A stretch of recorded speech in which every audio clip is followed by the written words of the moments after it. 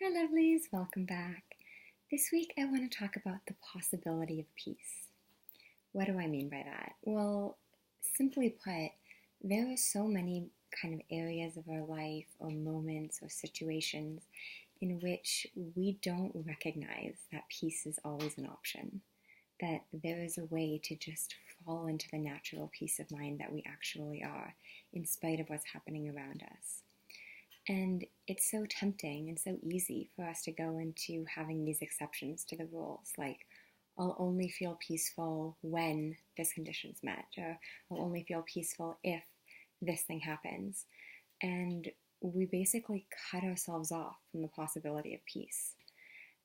And what it's starting to look to me now more and more is that it's kind of a fun game to look at things that we previously don't think are very peaceful and kind of play with, well, is the possibility of peace still here? And that's not to say, I want to just preface this first and foremost, that's not to say that we always will feel peaceful and always should feel peaceful. Like, it's easy to hear that there's a possibility to feel peaceful in any moment with anything we're going through and turn that into a should. Like, oh, well, then I should feel peaceful when I get bad news. Or I should feel peaceful when it seems like my life is going to hell. I am not saying that at all. There's no shoulds here.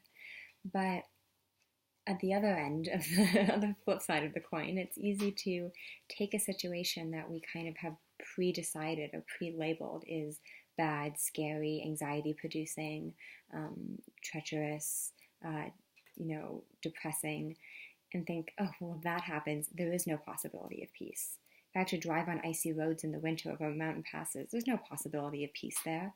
If I have to go and help my friend with this thing that I agreed to help with and I don't want to do it and it's going to be terrible and long and boring and time consuming and physically difficult, but there's no possibility of peace there. And it's so easy to just, without even recognizing it, discount all of these situations and all of these events as if, well, no, peace just, that's just a non-option. That's a non-starter. Like, that's not going to happen. And when we do that, we do ourselves a disservice because in truth, there is always the possibility of peace. Even, yes, when we're driving on icy roads. Even, yes, when we're finding ourselves committed to something that we have unhelpful, unpleasant thoughts about. Yes, even when we're in a situation or a relationship or a financial position or a social situation that we're really feeling uneasy about.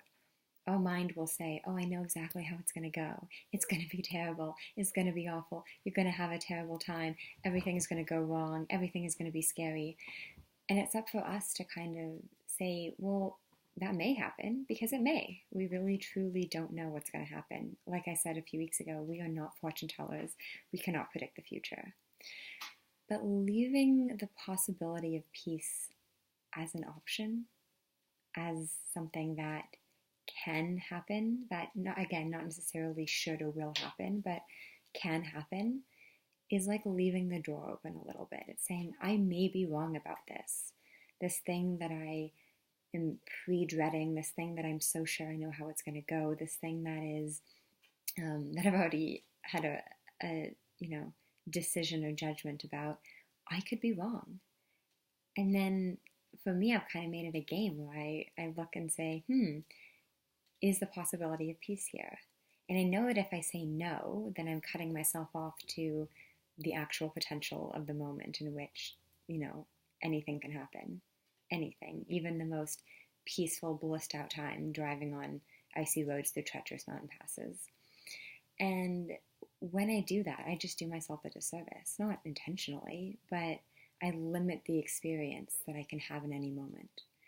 And life isn't meant to be lived like that, I don't think. I don't think we're meant to go through in these limited, constricted, self-fulfilling prophecies of our making. Like, that sucks. And I just think that when I kind of played with making it a game and I was like, is there a possibility of peace in this situation? Is there a possibility of peace in this event? Is there a possibility of peace when I'm doing whatever I happen to be doing in the future?